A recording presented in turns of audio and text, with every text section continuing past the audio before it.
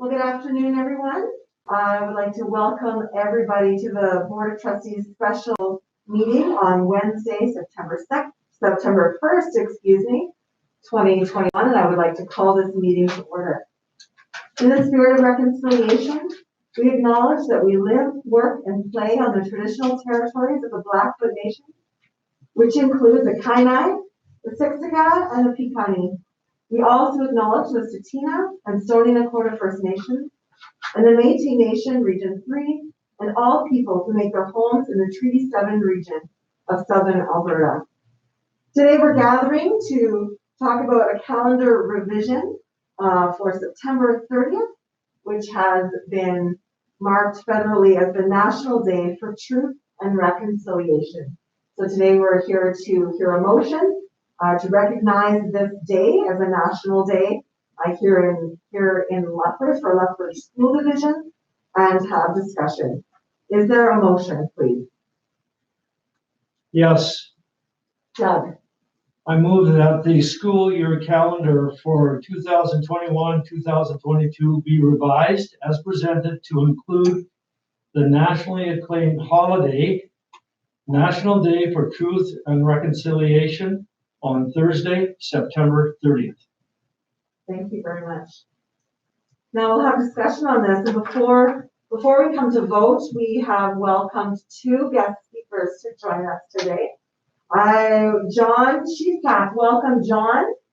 John is our coordinator of Indigenous education, and I know, John, that I've heard that you have been given the gift of renaming this role. So as you begin speaking, if I could have you please share your new name for your new role, that would be wonderful, and to also introduce the guest joining you in your office, Jordan Head. So John, I will pass it on over to you. Okay, the new name for my position is Native and it's / Nature Education Coordinator. And again, the purpose of that is that language and land is sort of foundational point of the language and the basis. And to my right is Jordan Head. He's from Blackfoot as well, and last year, and he was really, really instrumental and really, really helping me understand the language on sort of so many different levels. And he's a fluent Blackfoot speaker. He was our Blackfoot language cultural advisor. So, Jordan. No. and so, yeah. Yeah, my name is Jordan Head. I recall many names, but I will go with that one today. A quick background, I have 2 master's degrees and sort of kind of semi-retired, just keeping busy. And I'm glad to be a part of John's team. And this idea of the reconciliation, I believe, is very important. Should I continue or just end on here? Oh, please continue. Absolutely. Yes, thank you. Yes. And having growing up in residential school, I was there for 11 years, and enjoyed my life in getting my education. I come to understand and objective. And the one that started with Johnny McDonald and Campbell Scott, I believe, when they did so on paper, McDonald said that within a few generations there will no longer be any Indians, and we were considered the Indian problem. We called the savages, and we were not even considered Indians. We couldn't vote until 1962, and Our ceremonies were outlawed during that time. And with the arrival of immigrants who fought for their ceremonies, the government supported them, and that's how we were able to do our ceremonies. All of our ceremonies were not took down; they were outlawed. So I feel that as First Nations, we have we're on the back burner of everything, and today making very small strides in bringing First Nations history to the forefront, and it's the result of the recent findings of graves.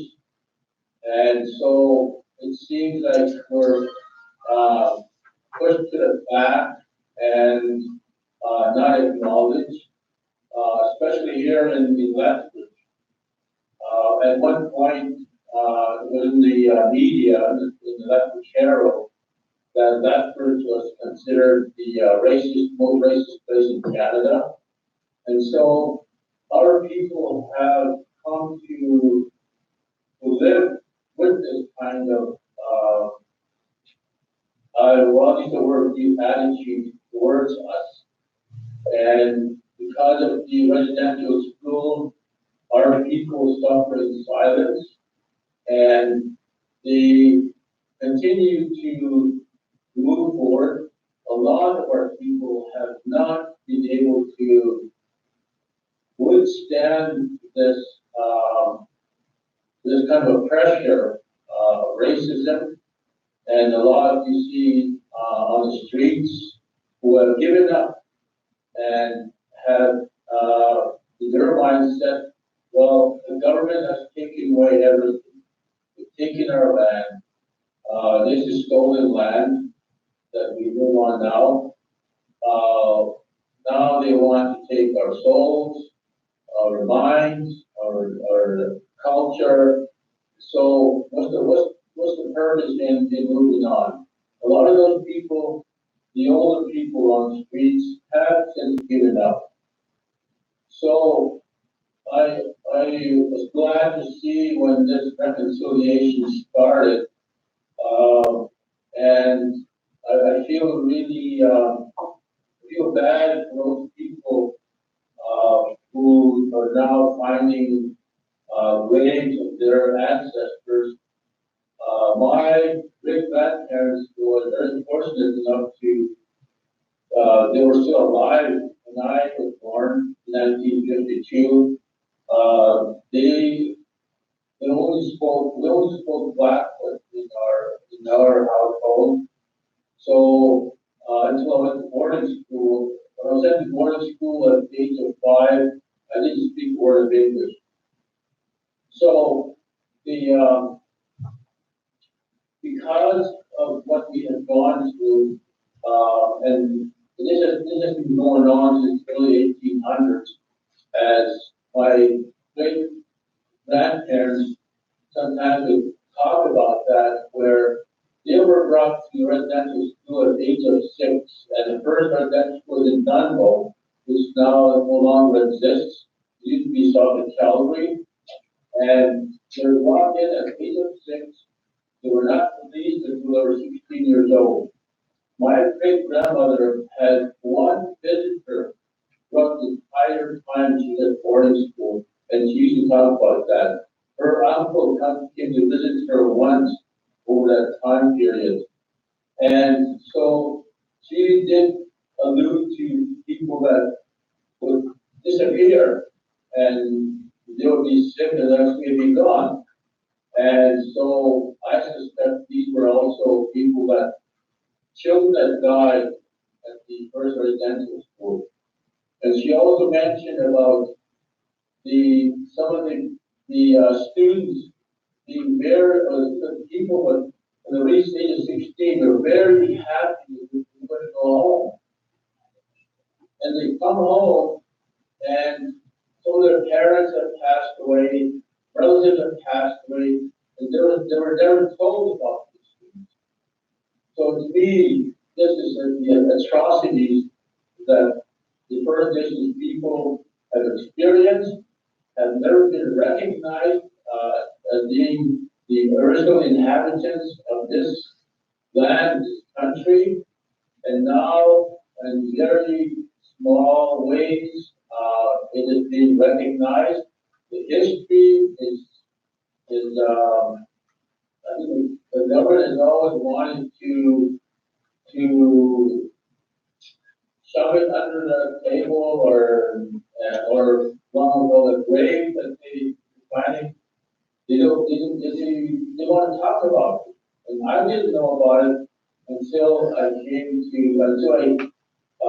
left boarding school, went to college, university, to find out the history of our people. So this day of reconciliation, I believe is important, as nowadays we have many other nationalities or groups that are bringing forth their own thing. Like today we have Black Lives Matter. It's become a big thing. We have other groups coming forward to recognize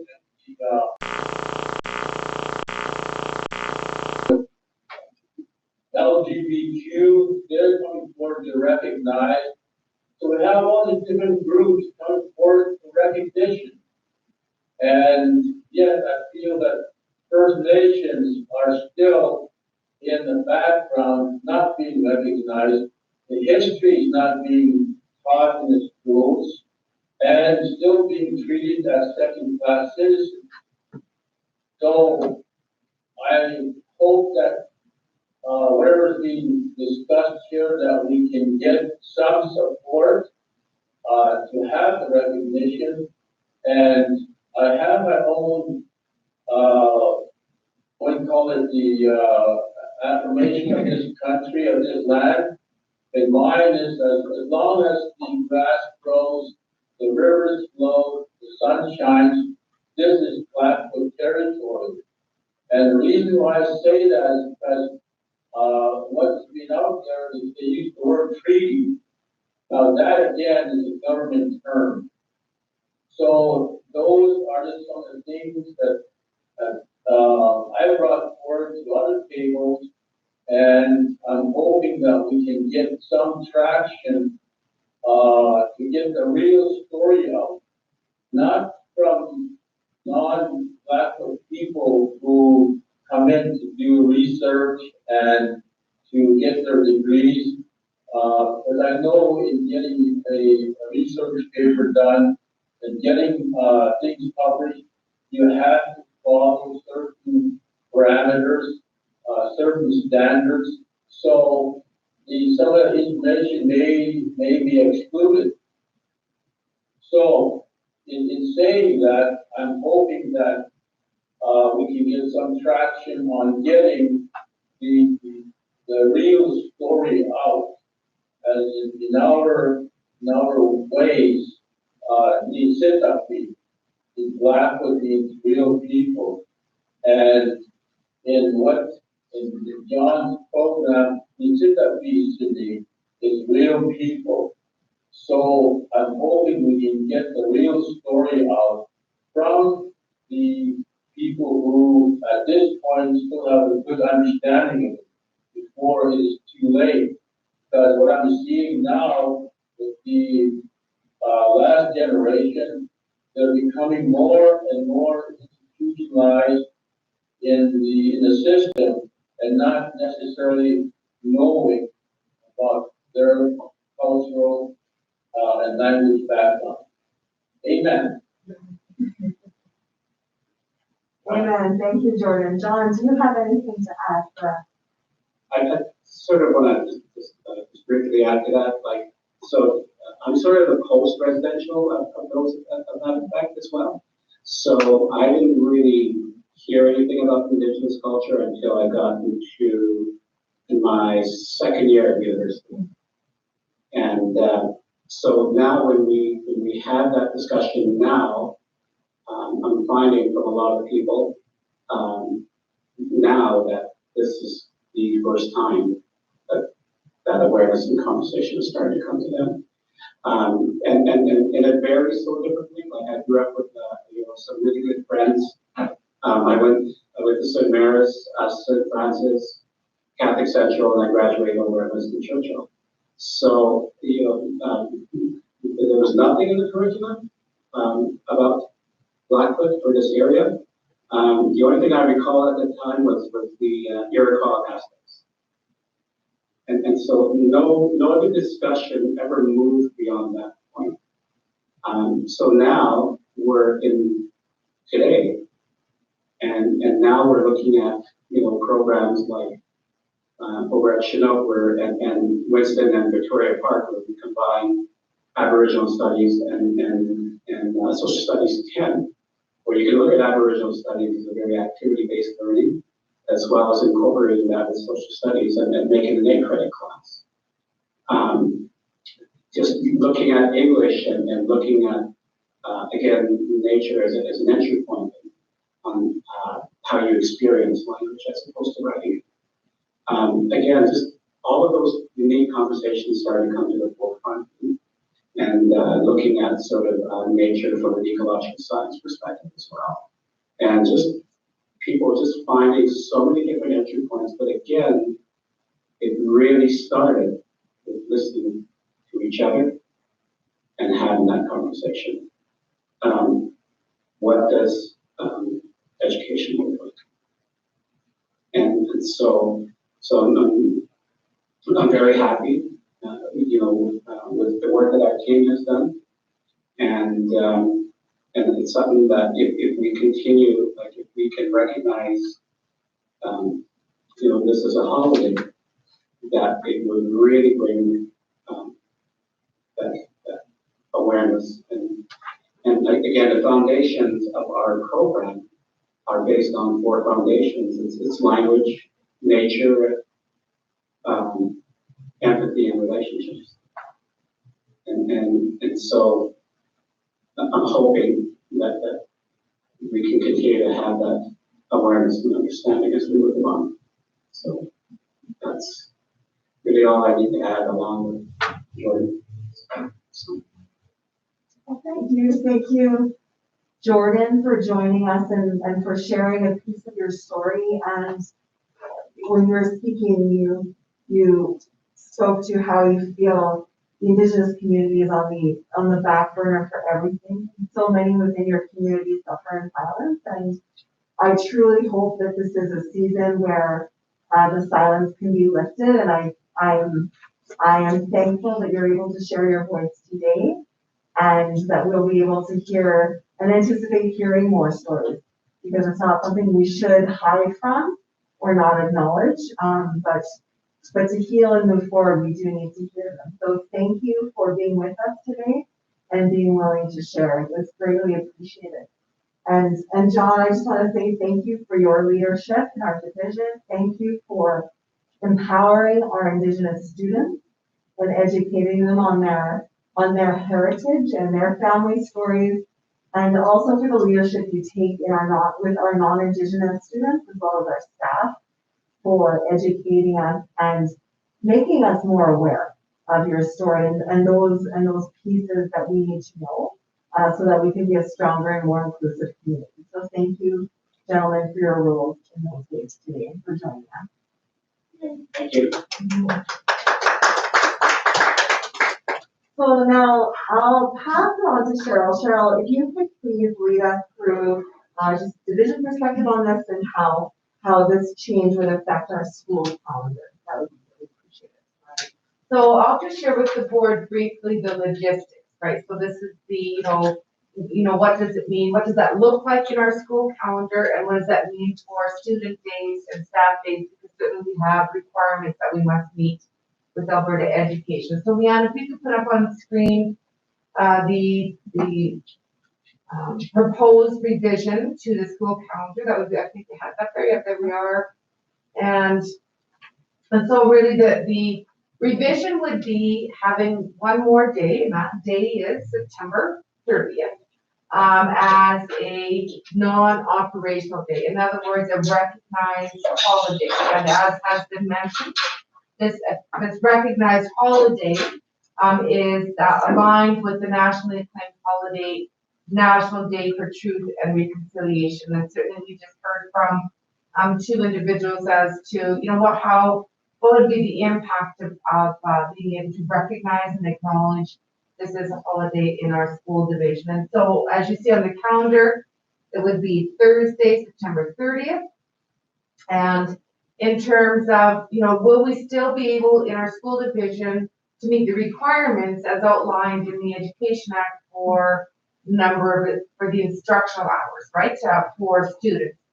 And so and the number of days that we traditionally have. So if you can put up our record number of student days, our history.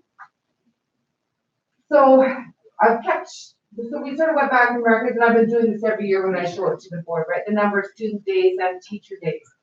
And so if you take a look at 2021, 22 at the very top of the chart, the teacher days before this proposed revision, we are at 197. Now you can see over the course of the last 13 years, the number of teacher days have ranged from 194 at the lowest up to 198. So this falls still within that range of teacher days, of staff days that have been over the course of the last number of years.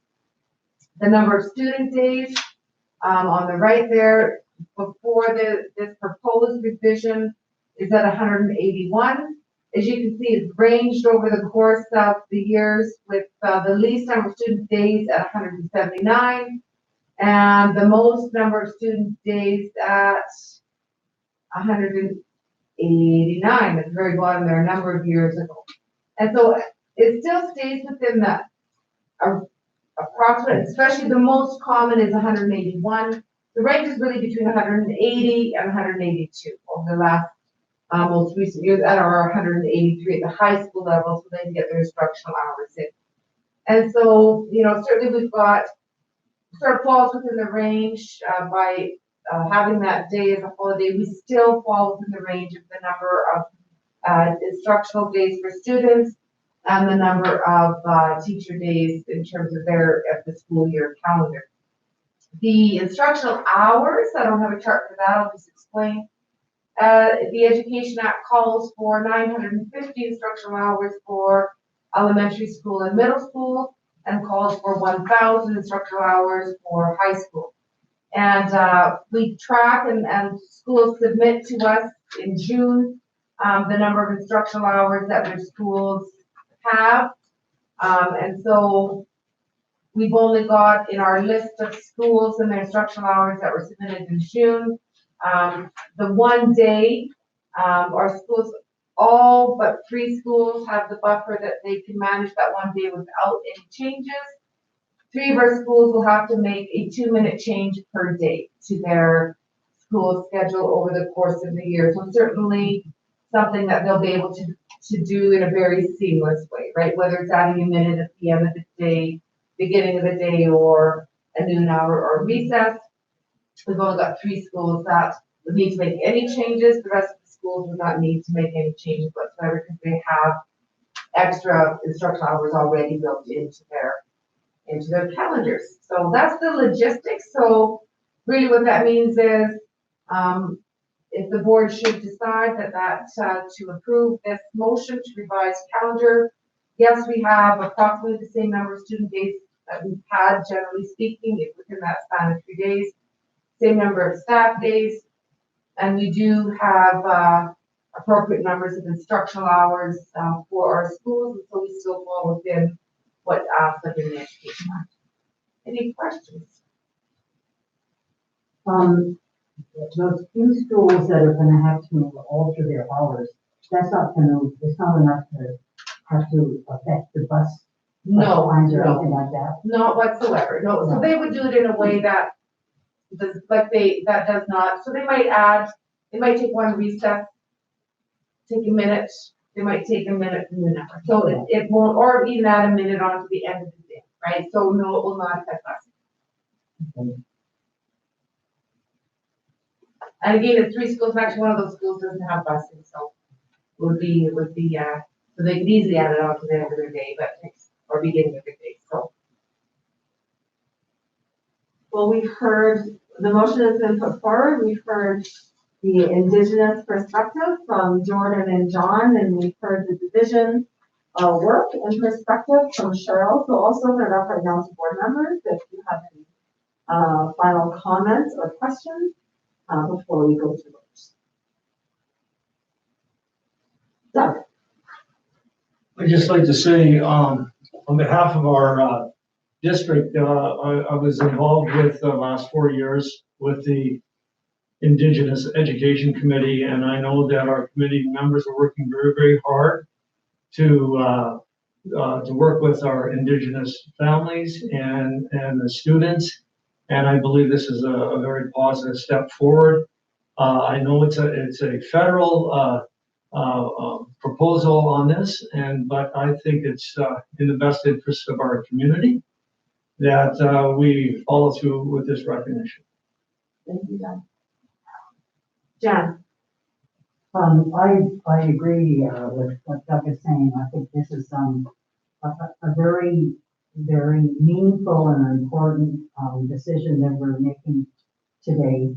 And I would just like to say that I would really like to encourage our families to see if there was some way, either that day or maybe within a few days before or after, that they could do something with their children to acknowledge this particular day, and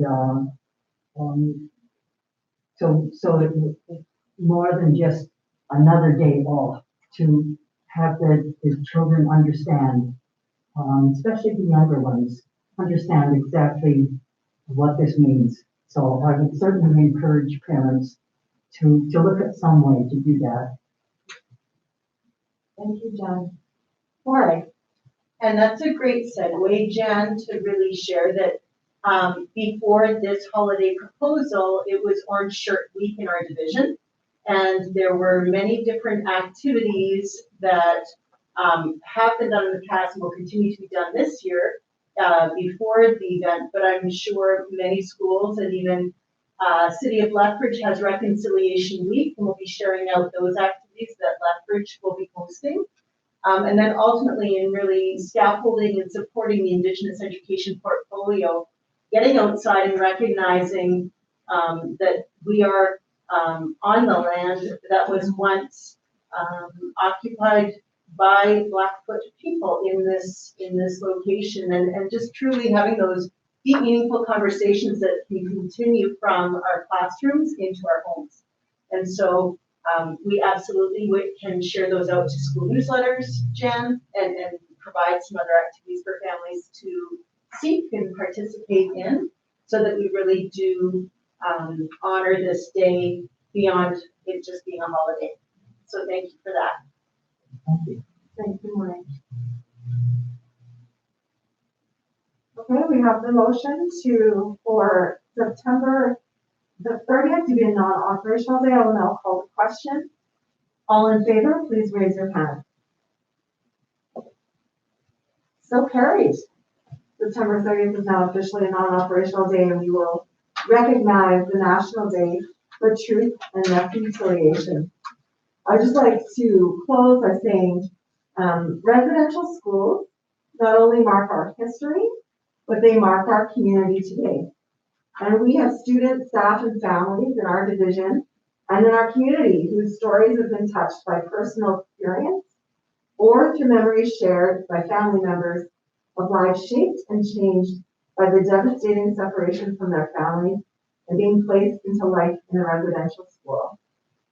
Lethbridge School Division believes it is imperative to face, reflect, learn, and grow from this history, to honor both those who experienced this firsthand, as well as those who continue to bear the marks today.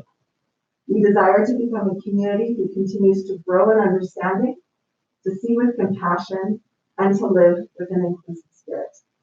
Thank you everyone for gathering today. And this meeting is adjourned. Oh, I think we made a good start. Yeah. Because in a lot of our schools, especially at the high school. Yeah. It was, in the social studies about making new friends. And the kids would come here and meet it down in some of the schools. Just, we all knew that, you know, like we, old people know that. I just wanted to bring that up because a lot of kids made a lot of friends. Yeah. And there was even kids coming up to stay weekends with some of their friends. Okay, I just wanted to bring that thank up. you, Lola. I appreciate it. Yeah, we need to continue to build relationships and grow our community. Thank you.